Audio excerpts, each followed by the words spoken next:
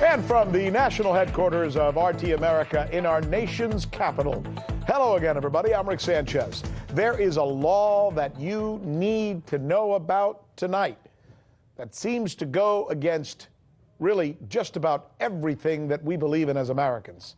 It is probably as unconstitutional as anything that this news person has heard. I was born in Cuba. My parents brought me and my brothers to this country, to America, because they feared that if we stayed over there, that we would be forced to think only a certain way politically.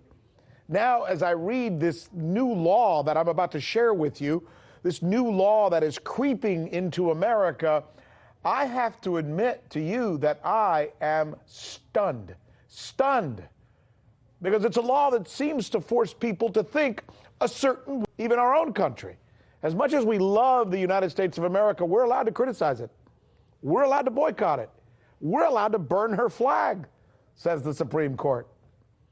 But a teacher in Texas who's been there 9 years, who's said to be excellent at her job, she can't work anymore for the government of Texas because she's not willing to sign an employee contract that essentially says that she must not ever boycott Israel or take any action that in any way penalizes Israel economically.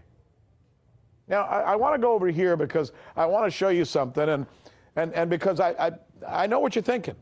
I know what you're probably thinking right now. You're thinking, oh, sure, Rick Sanchez, of course. What you're probably talking about is one of those obscure state laws like the one they have in Alaska that says if you accidentally kill a moose, you have to eat it. That's actually a law in Alaska, by the way. There's one in Georgia that says it's a boat for more than 30 days. True. No, we're not talking about an obscure law. What we're talking about is an Israeli loyalty oath law that is becoming so common in the United States, it's now pervasive. Take a look at the map. You see the red states? See all of those red states? 26 states have enacted this loyalty oath legislation. And let me show you the other one, the navy blue ones, the blue ones you see there. That's where this law is now pending. So 26 acted on, passed, 13 pending, only 11 states, the light blue ones you see there, the baby blue or the light blue, those are the ones where you can boycott Israel and, criticize Israel if you want. Again, look, it bears repeating. There is no such law keeping you from denouncing or boycotting the United States of America, or even advocating causes that harm the U.S. economically. But there are laws from doing that against Israel. Curious, eh? I'm Rick Sanchez.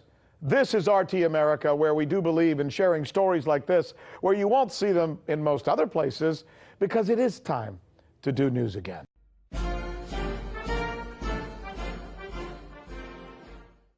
My fellow Americans and the people of the world, this is Donald J. Trump, and I think we all know what the J stands for.